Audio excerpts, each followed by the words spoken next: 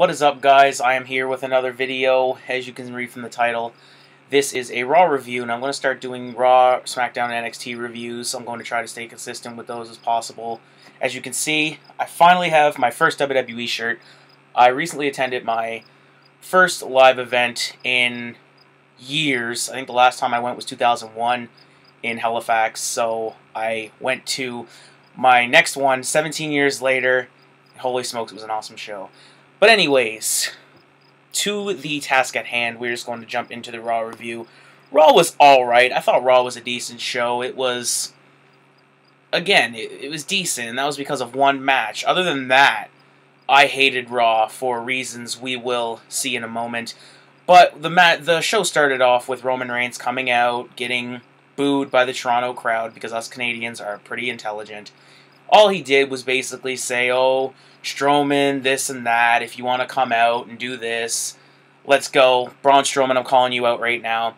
Braun Strowman basically denies his request and says, you know what, I want to invoke my rematch clause at Hell in a Cell, and the only way that I will do that is if I will not, or I will save my, I'll cash in there as long as you basically call off your boys. So basically be a man, don't be a guy who hides behind his people, and we will get it done. And he's cashing in at Hell in a Cell. I use these quotes for later on when we get into it. So I'm just trying. I'm gonna start having notes, but I just forgot to take notes, so I'm just using the notes that are on the website here. So yeah, basically then after that, Dolph Ziggler and Drew McIntyre come out, call out Roman and Strowman. Baron Corbin then comes out and says, oh, you know what? How about this? Let's make a match. And then they end up having a tag team match for the main event of Monday Night Raw. And it was a solid main event, but we'll talk about that already. Or we'll talk about that later on when we get there. So then, Finn Balor versus Baron Corbin. This rivalry has to go, in my opinion. It's run its course. I find that it's getting very stale at this point. Finn Balor deserves better. I think Baron Corbin should be more in his acting GM role instead of both. I find that Paige, well, obviously Paige can't compete anymore, but he should be more of a Paige except a heel. Or maybe a combination of the two. Maybe a Kurt Angle when it comes to actually putting his... Or no. How can I really word this? He should be like a Kurt Angle type where he wrestles rarely. Maybe not as rare, but still not as much as he is. And a Page where he's not scared to take initiative and he's not scared to show his authority and to use it to his advantage sometimes. Basically, advantage being use it and show that he's a credible acting GM. But yeah, I did not like this. I did not like this match only because I think that Finn could be doing bigger and better things, and he deserves to be doing bigger and better things. But it was just a match. I mean, I didn't really pay attention to it. It's a stale feud, in my opinion. So we're just gonna kind of scroll by it. There was nothing really.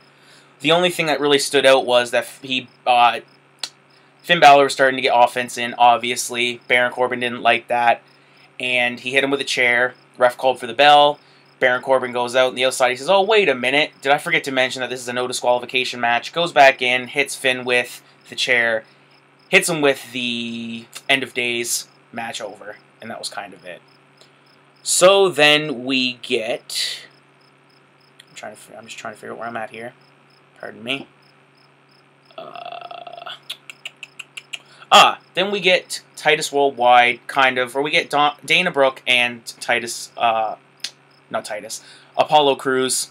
But they're kind of talking to each other, saying, oh, this and that. And then Titus O'Neil comes up and says, you know what? I got you a match against Sasha Banks.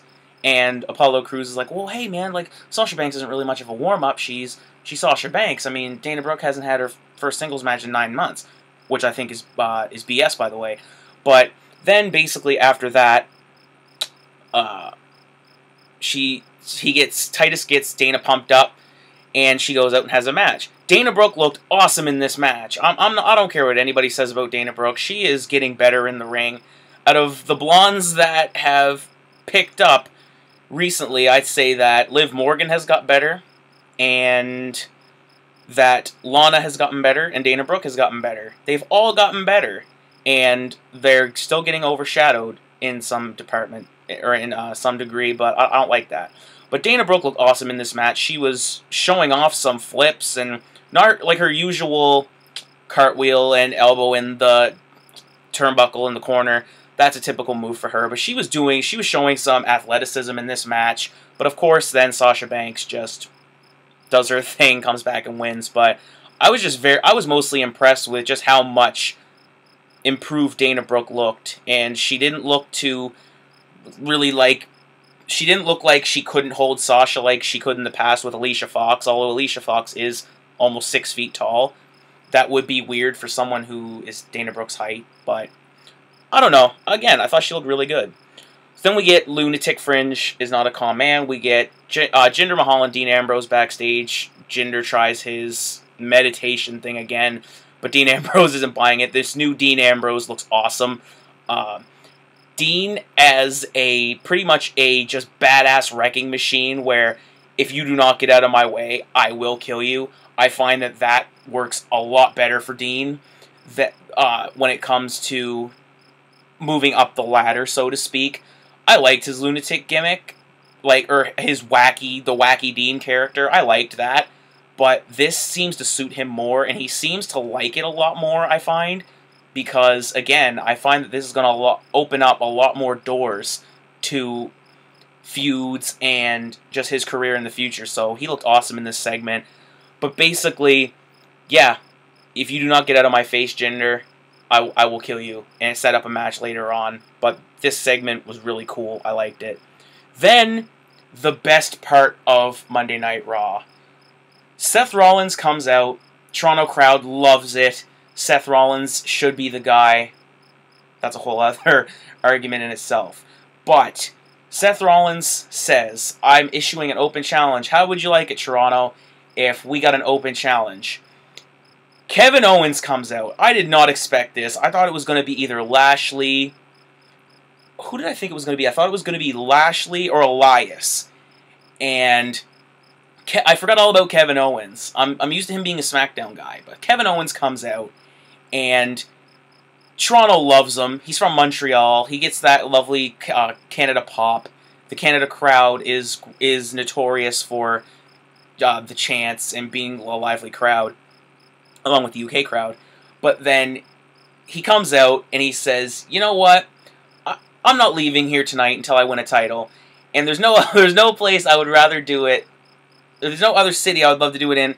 As a matter of fact, there is, and it's called Montreal. And Toronto just shat on him, and it was awesome. Then he started running down the crowd in French, which I thought, lovely cherry on top from Kevin Owens. His heel work is awesome. And so then he gets in the ring, and they have, oh my goodness, this was a 4-star match on Raw, and I was gonna say 5 stars, but that's a little too far. Johnny Gargano and Almas was a 5-star match, but this match was a 4-star, and for Raw that was awesome. Raw needs to do this every week to keep the audience engaged because, my God, these two, the chemistry, I can't really, you guys, if you haven't seen it, you have to find it on the net, you have to find it somewhere to watch it. I can't even, again, I couldn't even take notes for it because it was just so amazing. I wish I had have taken more notes, but I can just remember there just being not jaw-dropping, but action that it captivated you to watch. Like, you wanted to watch this match. You did not want to miss it if you were watching it. But the highlights of this match were Seth Rollins and Kevin Owens were on the top, and he was going to do his little spin. I don't know if he calls it something.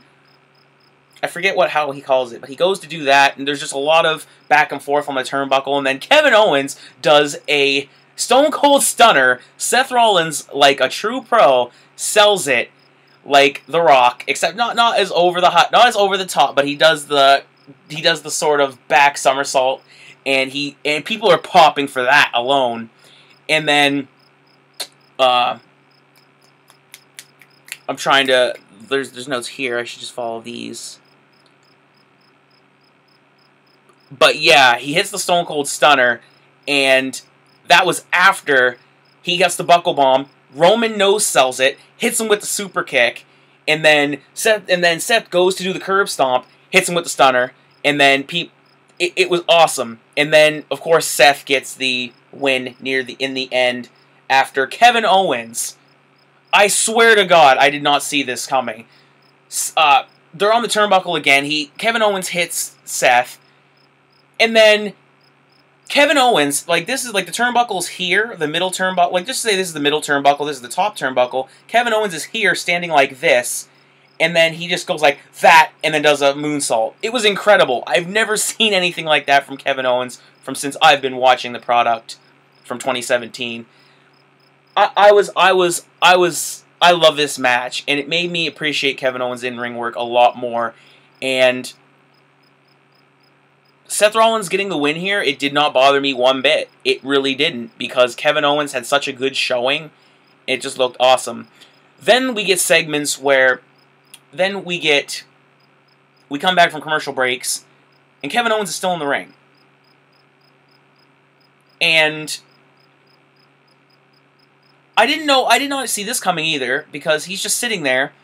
Looks like he's been crying, and he's just sitting there, and like this.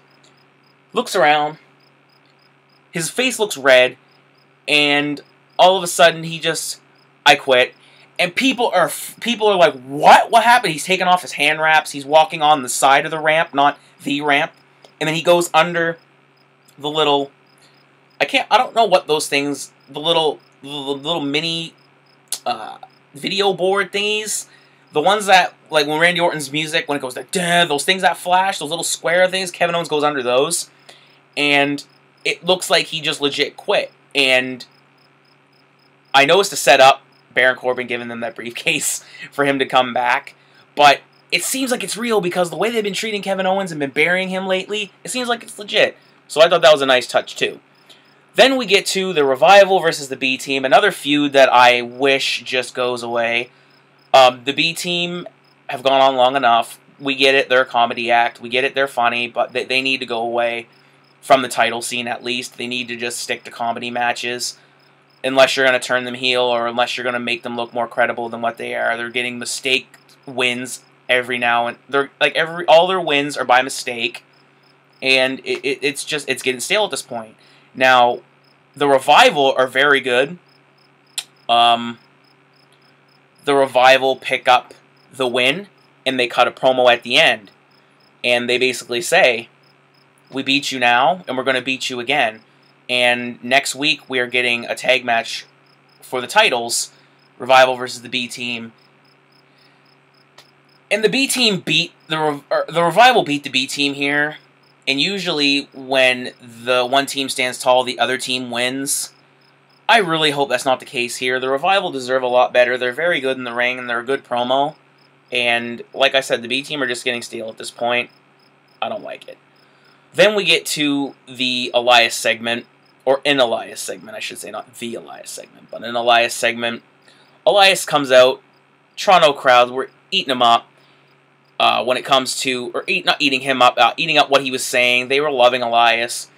Then he says, one of his key lines, he said, Drake had artist Drake, he had a line where he said, started from the bottom. And I swear he was talking about here, and then he just turns the crowd against him. How that man does not have the Intercontinental title right now, beyond me. But he then starts to just basically trash Toronto. Unexpected return. Trish Stratus comes back. I did not see this coming at all. There was no rumor about her going to be appearing on the show. There's obviously Alexa Bliss and her going to be happening, but I did not expect her to come out this early. And it was a nice pop. I thought that if Edge wasn't filming Vikings, Edge probably would have been out, and that would have been even better. But, yeah, it was nice seeing Trish again. She looked great.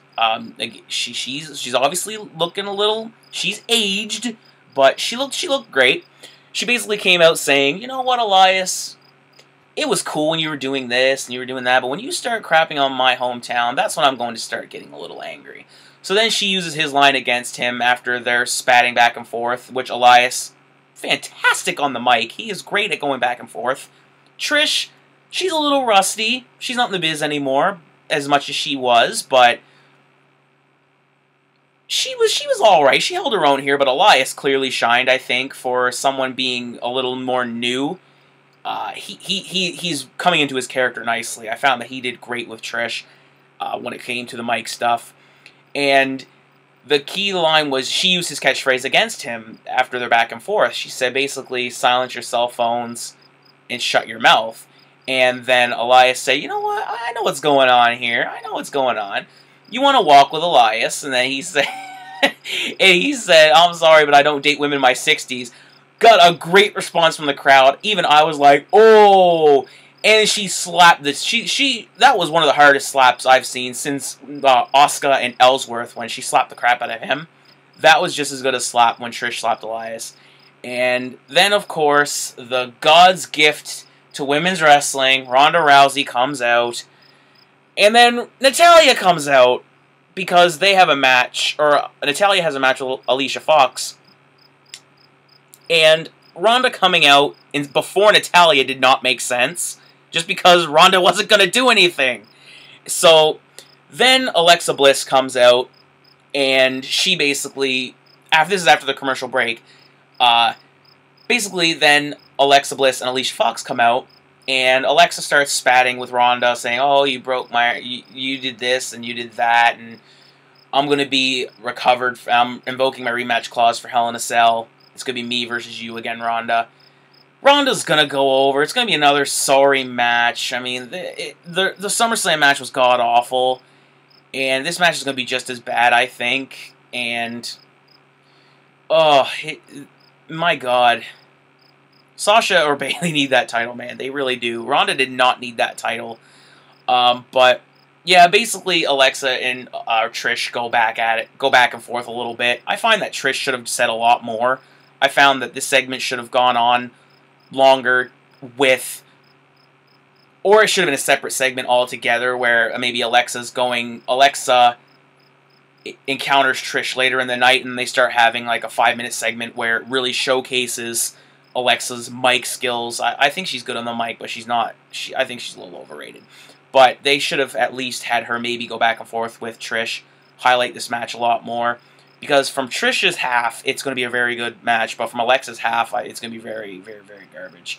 But, yeah, they were going back and forth saying, oh, I'm basically a replacement from you, and the Toronto crowd was like, I mean, WWE says you are, thinks you are, but we're not really buying it. So then it just carried into a match for Alicia Fox and Natalya. This match was a throwaway. It was not good at all. It was a waste. Ronda Rousey standing there doing sweet FA, has the nerve to get on the turnbuckle after. Hey, yeah. Week 2, you said you were going to defend your title every night. You still haven't. So that I hate. I hate the fact that they made her say I'm going to defend the title and she's not going to for another 2 weeks. Then we get to the worst thing of this whole show.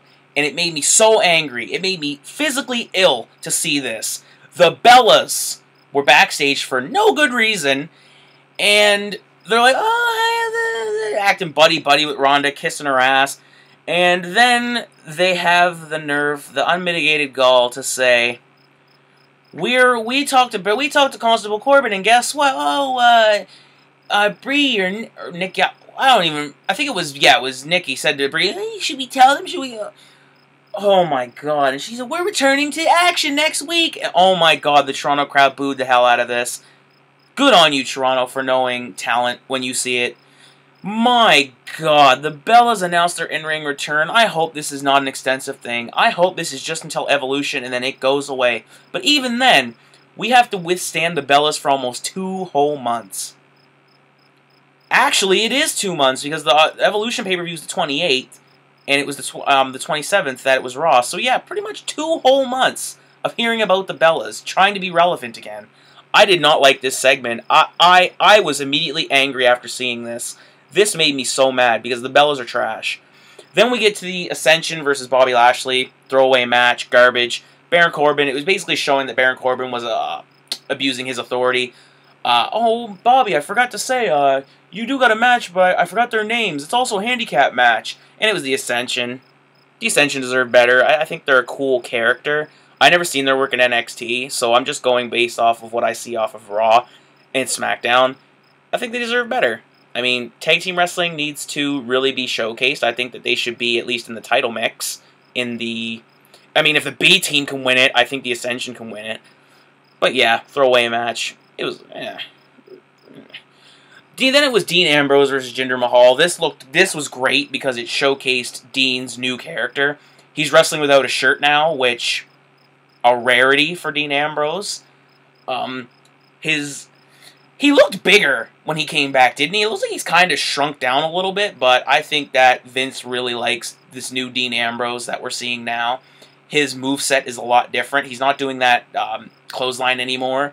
He's showing a lot more stiff, strong, not the strong style, but he's showing a more strong, muscly type moveset in the ring, which I find is really cool. Adds to the Dean Ambrose, the new Dean threat, in my opinion. I like this cool Dean. The new Dean. This was really cool. Then we get to the main event: Braun Strowman and Roman Reigns versus Dolph Ziggler and Drew McIntyre. This match was also it was okay. It was more of a storytelling standpoint. Not a lot of exciting in-ring stuff. Roman doing his typical Superman punches and this and that. But it's the ending that really sold the main event here. So Strowman, he didn't get the tag pretty well. He didn't get the tag. So then everyone's building up the hot tag, and Braun's on the side of the ring. He's going, yeah, tag me in. He gets the hot tag, and he doesn't come in. He just stands there. And then after a bit, Drew and Dolph realize that he's not coming in. So then they start beating up Roman, and then they call for the match to be over because it's illegal. The man was tagged, but nothing's happening. So then they both beat him up. 2 people aren't allowed in the ring in a normal tag against 1. Ref calls for the bell. Then Braun Strowman comes in, and he basically just initiates Drew and Dolph to beat up Roman some more, and a Braun heel turn. He basically looked like the Architect, which is ironic because he's facing Roman, Shield and all that, and he looked like the Architect behind this new team and Roman getting destroyed. And it's all a ploy to make Roman get over. He's still not going to be over. They aligned Braun with the heels. And we'll see next week if it worked. We'll see next week if Braun doesn't get cheered and if Roman does. And if it still doesn't, then it'll be very funny because they will go through hell and high water to make Roman look like the strongest, best thing going in wrestling right now. But I didn't like that. I didn't like this from that sense, where they'll do pretty much anything to get Roman over, but when it comes to other people that we want to see get over and we want to get an opportunity, they don't listen. And they say that they do, but they don't. But yeah, so that was Raw in a whole. Highlights: Bellas are back. Boo. And the Kevin Owens-Seth Rollins match. Awesome for Monday Night Raw. I think that they're going to keep flip-flopping with Universal and Intercontinental being the matches of the week for that show for Raw, which keep doing that. Keep doing that. But I find that they should do that with the women and the men. It would be great to see. They should have a women's match like that and a men's match like that because the women tend to go on near the second half. Sometimes they flip-flop. Like, whatever half the people are on, that match should be showcased, and then you can have the filler stuff in the middle. And then you should advertise that match going to be later on in the night. Like, Sasha Banks can put on 4 stars, Seth Rollins can always get a 4-star, and Kevin Owens can always get a 4-star. And I think Bayley can get a 4-star, too, along with a Ruby Riott. And that's another thing that was also mentioned, that the Bellas will be facing the Riott Squad next week. Oh, please hold the candlelight vigil for the Riott Squad's career because they're going to have the Bellas bury them. But yeah, the Bellas are back. Shawn Michaels is going to be in Raw next week. The Kevin Owens-Seth Rollins match, and a Braun heel turn, which... great, because it would have been awesome if it wasn't just a ploy to get Roman Reigns over.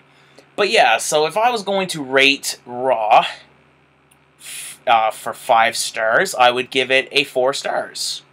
No, I would give it... it would have been a 4-star if the Bellas weren't on it, to be completely honest with you. So I'm going to rate it a 3.5 out of 5 stars. The Bellas brought it down a whole half star for me because they're not needed, man. They're not needed. They're really not. So yeah, if you have not seen that Seth Rollins Kevin Owens match, I suggest you try to find it and watch it. Even if you watch highlights of it, it will be worth all of your time. So yeah, guys, that was the Raw recap or review in a nutshell. So hit the like button if you guys like this video. Hit the subscribe if you like the video also, because you guys already know we like to keep it all the way G. Peace.